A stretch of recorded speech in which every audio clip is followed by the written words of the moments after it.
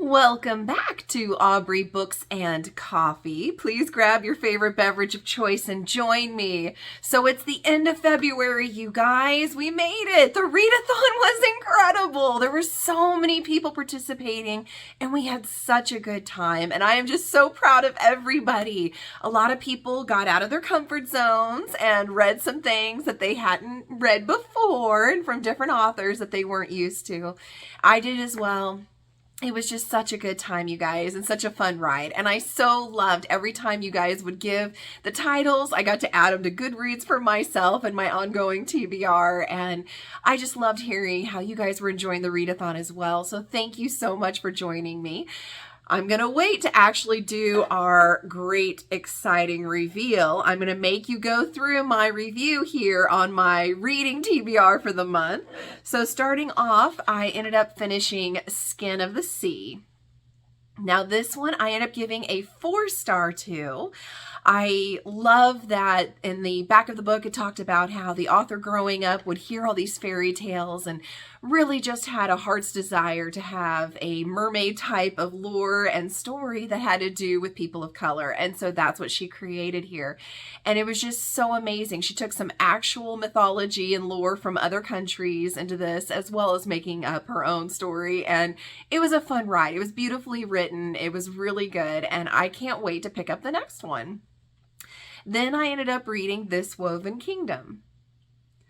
This was also really cute. I gave it a 3-star. I can't wait to read the sequel, which remember, I'm excited finally came out. So it's ready and available to pick up when I can add it on my, TBR game.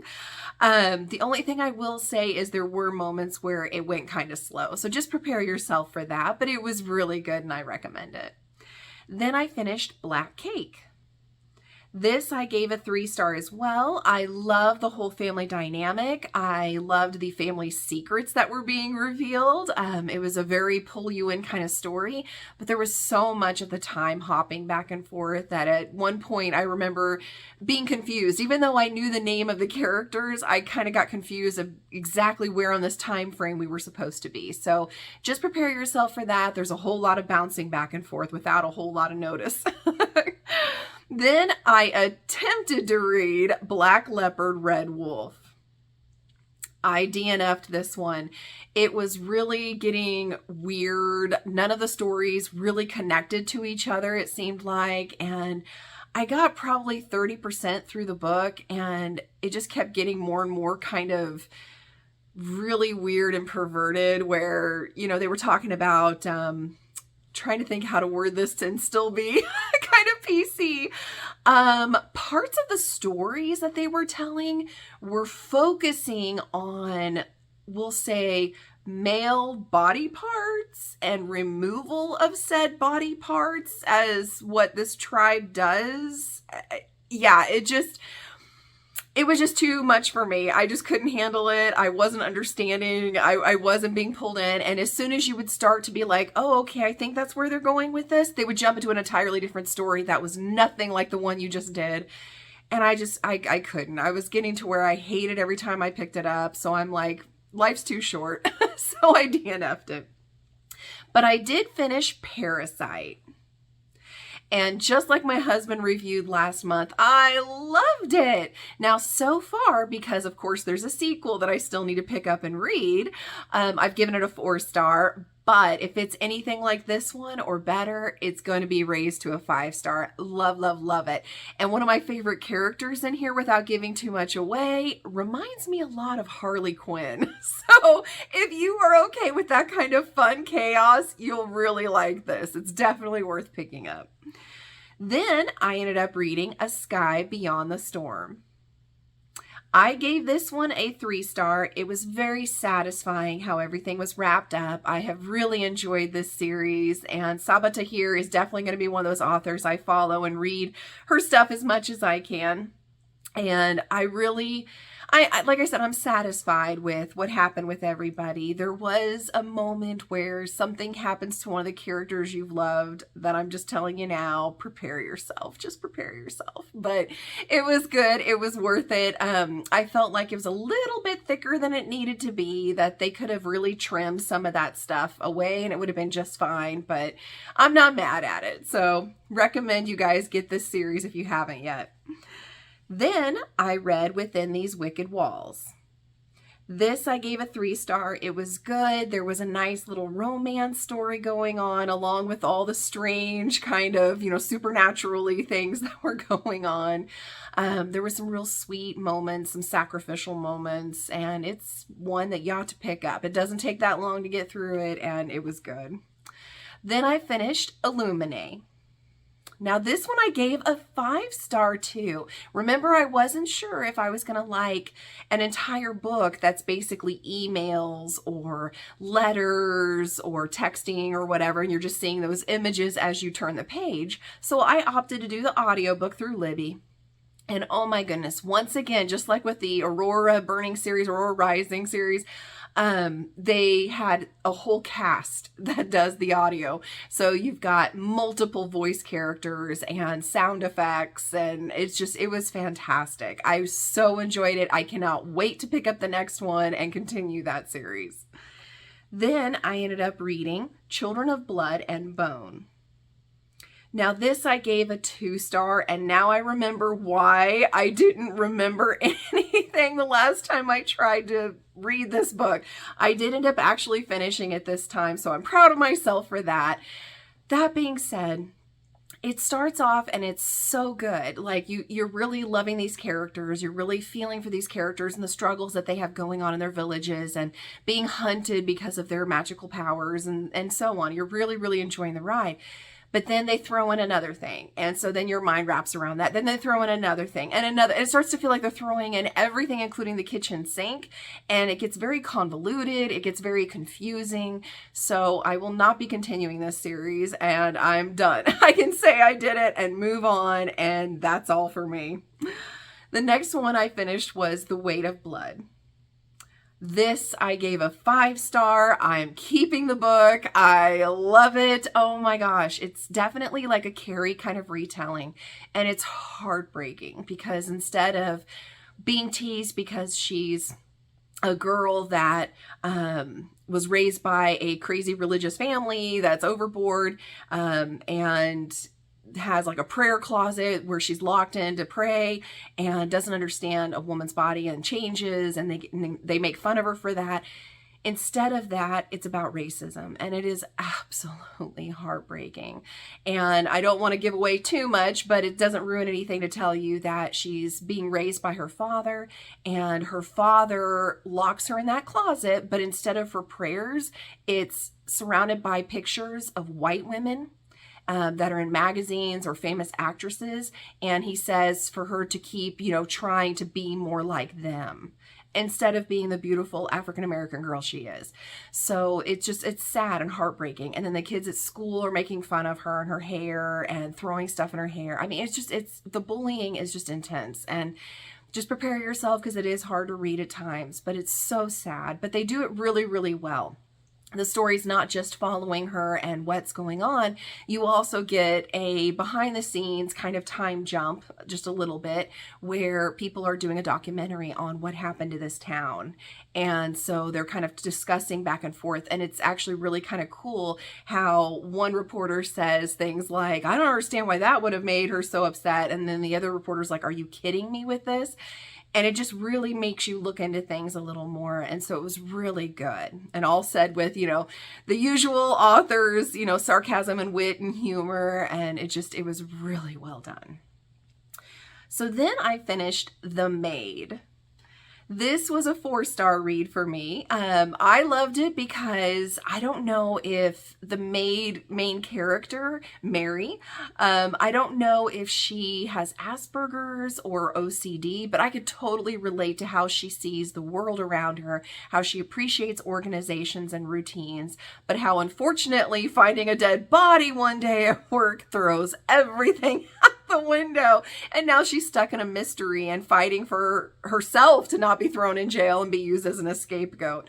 But it's really good. Just keep in mind that some of the way that she describes the world around her may annoy some people if they don't know ahead of time that it's obvious she's got some kind of OCD, Asperger's, something. And again, I can totally relate. For me, when she just describes stalking her, cart before she goes to clean, I'm like, that sounds so nice.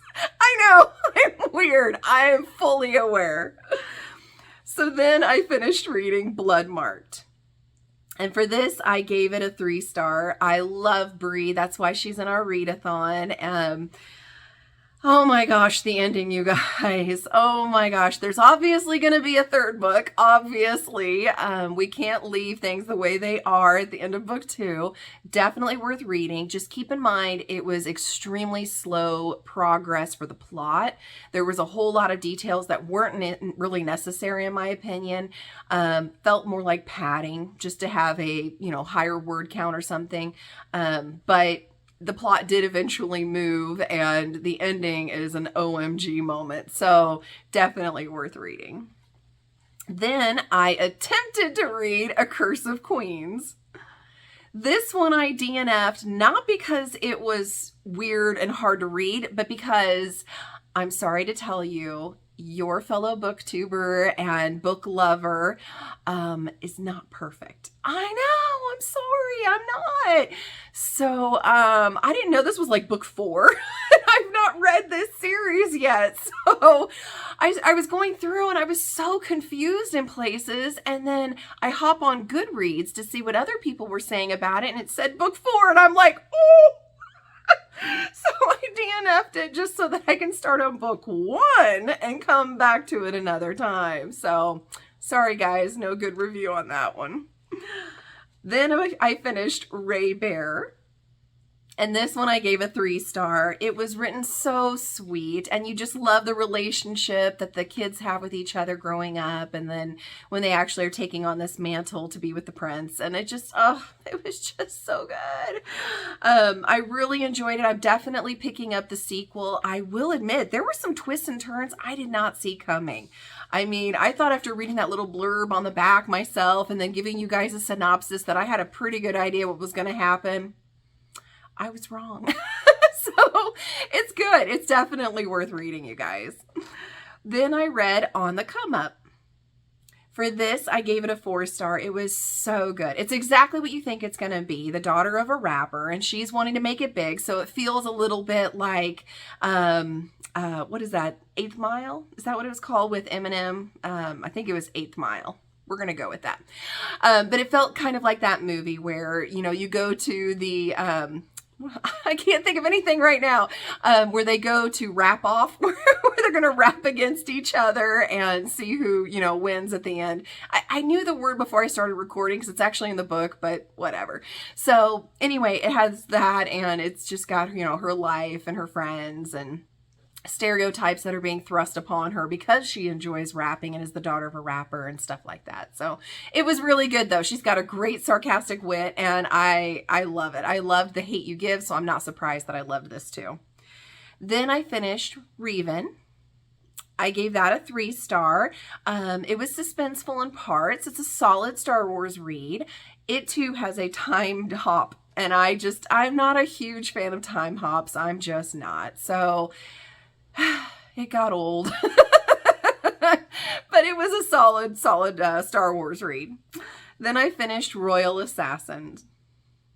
I gave it a 3-star. I love Fitz. I love the new friendships he made. I love seeing, we'll just say, a queen come into her own and kick butt and things like that.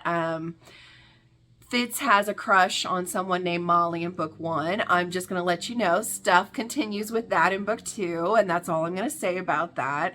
So, but the way we leave off in book 2, I have to read book 3 right away. So I'm really glad I'm reading these in order and every month because I couldn't handle waiting. And if you know, you know. Then I ended up finishing The Light of All That Falls. Now, this I gave a 5-star. It was an amazing wrap up. I didn't think that James Islington would be able to wrap everything, but he did really nicely, and it was very satisfying. And for those who believe that time is not linear and it's more like a pretzel, you're going to love how he wraps this up, because he actually totally does that. So anyway, it's worth reading, and I am so glad that Cassidy recommended this for the book club. Then I finished Ninth House. This I gave a 5-star as well. This was my book club that they chose, and I'm so glad they did, because it was so great. Oh my gosh. There were moments that were really, really dark, and then there were moments that were hilarious, and you're like, oh, heck yeah. And we were like cheering for the main character, and oh my gosh, it was such a good ride. And then at the end, I'm like, oh my gosh, I need to read Hellbent like right now. And I love that everybody else was feeling that too, because they ended up voting for that. So that's what we get to do. I know I probably shouldn't say anything, because technically I reveal the next book tomorrow on the 1st of the month, but this is my gift to you, because you stuck around. So our book is going to be Hellbent for next month. Definitely join us. Make sure you read Ninth House first though, and then we're going to have a little fun, because we're actually going to loop in the vlog that Kim at Whimsical Narratives did on Hellbent. So we're also going to have a little bit of that. So more to follow on that.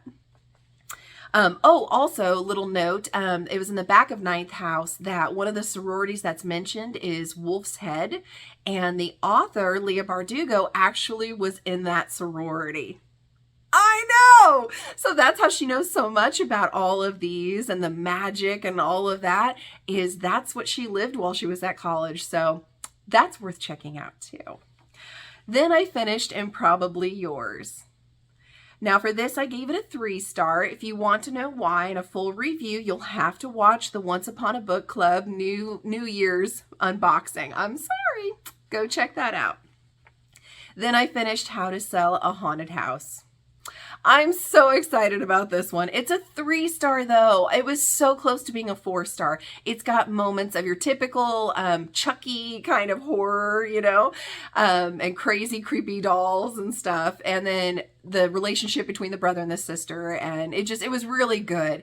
But it was so slow in the beginning, and the build up until stuff started happening was just not the typical Grady Hendrix. Normally there's a lot faster stuff going on, so that's why 3-star. But it's worth definitely checking out. It was really good. Then, as far as my writing prompts went, no. I was not going to write over 50,000 words. That being said, though, guys, I have a huge announcement. Would you believe my book is out?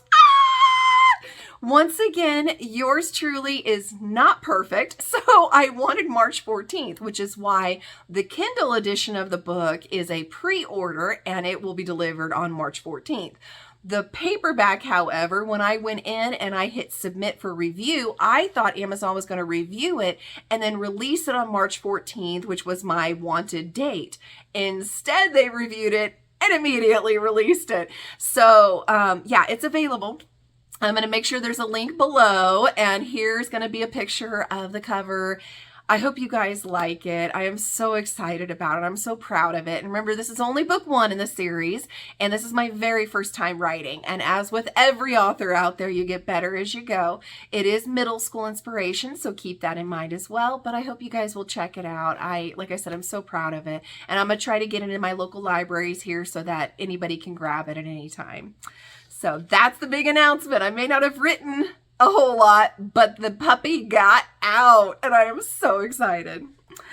So moving on, I also, of course, do the health challenges, and this month I was sick. I know. I hope you guys couldn't tell, because I tried really hard to keep giving you those readathon clues, but for 2 weeks I had that horrible head cold again. I had that in January for a week. I got it for 2 weeks this month. I blame my kid bringing it from school, but regardless, it was horrible. I couldn't talk at one point. I had the whole upper respiratory. I'm still nasally, and I'm sorry for my videos that have had the nasally in them. But regardless, I'm still proud of what I was able to accomplish, which for the Nesta Archer on Stairs, I'm down to 8,125. Yay! And as for the Lord of the Rings challenge, I am down to 1,204 miles. So still slowly getting there. I will still get all of these completed before the end of the year. Mark my words. Now, it's time for the readathon. I am so proud of you guys, like I said.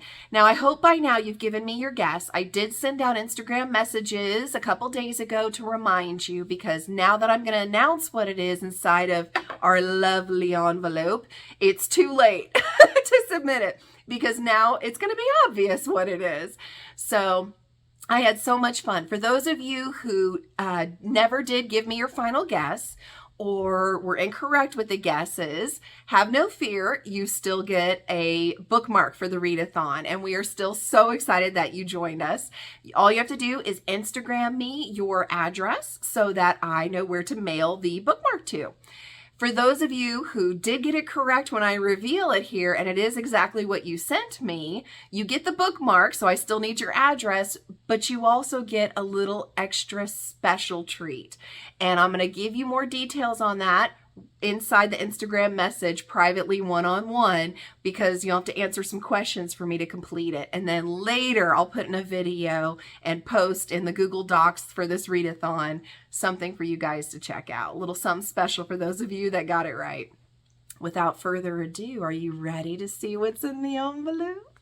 For me, I got all my clues because I read all of my books, and I believe that it was Sauron killing Frodo Baggins with his claws and teeth at Hogwarts, of all places. And several of you said the same thing. So let's find out, shall we? Brrr. Hogwarts. That's Hogwarts. So we got part of it right. Brrr. Frodo! Oh, Frodo, we loved you well. Brrr. Sauron. Evil jerk. Brrr. Claws and teeth. Oh my gosh, yes. We got it! Hooray!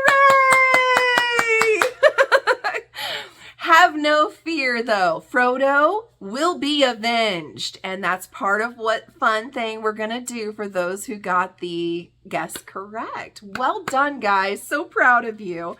I don't think there was anything else I needed to report, so I believe that's the end of this video. Thank you for being here. Thank you for being here all month. It was so much fun. Please check out my book if you want. If you have any questions, I'm always happy to have comments below or Instagram. Next month, rules and everything will be tomorrow's video, so make sure you watch because there's going to be some extra fun goodies that we're going to be doing in March. Thank you guys so much. Like, subscribe, send your friends, and stay tuned because we also have the drawing, of course, for getting our numbers in. Take care.